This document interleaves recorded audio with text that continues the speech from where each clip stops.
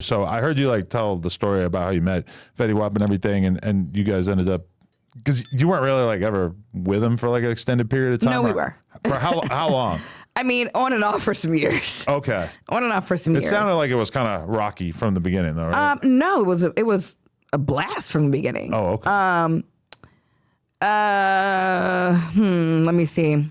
I like to be careful about what I say, because we have a daughter who is at the age now where she'll come home like, Mom, someone told me such and such. How old is she? She's 7. Okay. And, so even though she's not like on Instagram like that, like, she'll go on YouTube and she can see TikTok and things like that on YouTube. And shout out to all the clippers, everybody who's going to take this and put it on TikTok. Oh, yeah. And not you know it will be. Yeah. And make money off of us.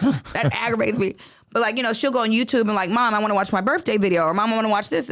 And she'll type in her name and all this stuff will pop up. And, so I have to be very careful. I don't ever want to say something that can change how she sees her mother or her father because it came out of my mouth. Respect. So no, when we first met, we had a blast. We had a great time. Whirlwind. Like we were at the peak of our entertainment careers at that time. Like he was the top guy. I was on the #1 reality show, one of the #1 characters on the show. I was booked and busy everywhere. He was booked and busy everywhere. Like our relationship was like a tour, so we had a blast. Were you like touring together most of the time, or were you kind of booked separately a lot? So we were booked separately already. Like we met in the middle of him touring, or I don't know if it was an actual tour, but he had a bunch of especially in the middle of a moment like the one he was having. It was crazy. On the road, it was insane. You got to get the money while you can, right? It was insane, but like we did what we could, like together. Like I'm filming this day, you're here this day, but I would go with him more so on his stuff, his shows, his performances, or we went skydiving. He did this Young and Reckless thing, and so I would more so accommodate his schedule at the time because I was filming stationary for the most part. We had a great time. Things kind of went left. Well, again, I got to be careful what I say. Like, let's just say he wanted to have a baby and I didn't, and he didn't like that. Okay. And that's kind of what started like our little bickering back and forth. But then you did. Yeah. And you weren't really hyped on how it went down. I mean, who would be? Yeah. I don't think anybody that's young and unmarried wants to have a tumultuous situation, whether it's one day or 1 week. Mm-hmm. The thing is, we had our little beef. We had our little bickering, back and forth childishness, but that was just a small moment.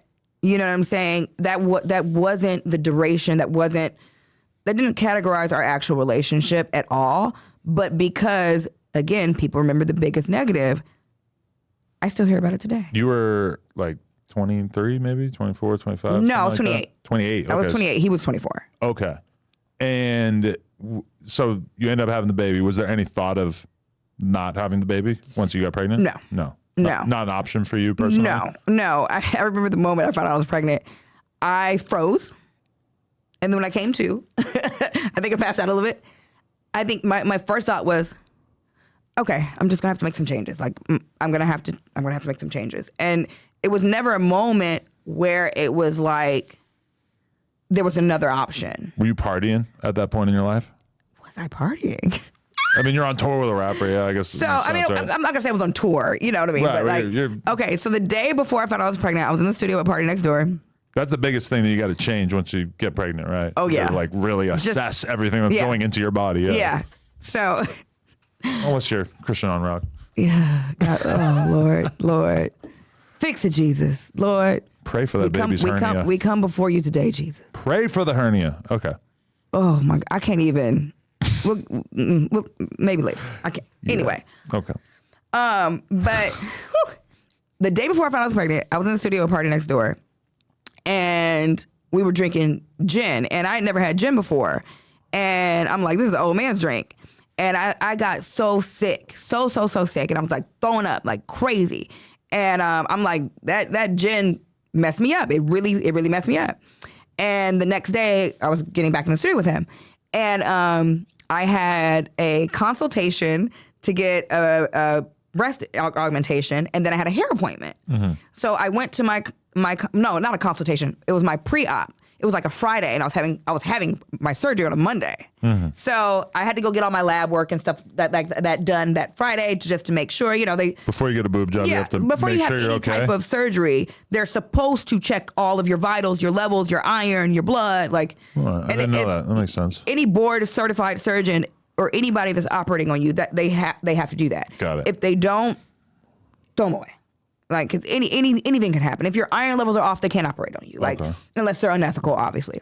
Right. But so I went in on that Friday, and they're like, yeah, everything looks great. Your labs look great. You're ready for Monday. Just one little issue. Your pregnancy test came back indiscriminate. And I was like, what does that mean? They're like, oh, don't worry. It could just be your HGC levels or something. I don't remember exactly what they said verbatim, but they're like, we've only seen this where one time the lady came back pregnant. Every other time it was just, a glitch or da-da-da. So I was like, okay, what do I need to do? They're like, well, you need to go back to the lab and get another blood test so they can do the pregnancy test. And they gave me the prescription or whatever it is they write for me to go to LabCorp or wherever the heck I went. I don't remember. And it was already almost 5, so the lab was closed. So they're like, okay, well, you can just go Monday morning, like just go 6 a.m. As long as they have enough time, we can still do the surgery Monday. I'm like, okay, cool. So then she's like, is there any chance you get me pregnant? I was like, no, like, nah, no. So I had a hair appointment after that. I go to my hair appointment, and on the way, I stopped at a CVS across the street and got a pregnancy test. And I was like, just for shits and giggles, like, I know I'm not pregnant. And I got the one that tells you how far along you are. I was like, let me just get the most advanced one. So I'm sitting in the hair chair getting my hair done, and I'm like, I'm going to go to the bathroom real quick. I go to the bathroom, and I take the pregnancy test. I'm taking it in the bathroom at the hair salon because I know I'm not pregnant. Like, Right. if I knew I was pregnant, I wouldn't be in a public bathroom. You forgot about the prior shooting the club up? Well, I mean, I thought I took not precautions, postcautions Oh, really? of my own fruition. Okay, but those don't always work. I found that out. Really? Okay. See, if I were to have administered one of those, I would just be thinking like, okay, we're good. Yeah. I'm thinking, I did what I needed to do. Right. Because the truth is Unbeknownst to anybody. You could shoot the club up and not get any bodies over and over and over. Like, once you actually start trying to have a kid, you kind of realize like, oh, this is not as easy as you assume. Right. So then, especially if you take something to. Right. Yeah, right. wow, and at that point, I was just being a grown woman now. It sounds so stupid. I was sneaking Plan B pills, like when he wasn't looking, when he wasn't paying attention. I was like finding ways to go get them instead of just being an adult and be like, hey. How many babies did he already have at that point? So at that point, I only knew about 2. But there was a bunch more? There was only one more. Doesn't he have like 7 total or some shit? 5. 5. Okay. 5. Really, everybody seems like they're kind of not doing too much compared to young boy. He got 12. And he's like 23 or something.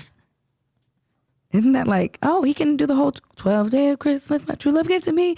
A kid can get a different day. Elves, yeah. That's crazy. That's going to be cute one day. So at the time, there was only 2 that I knew of.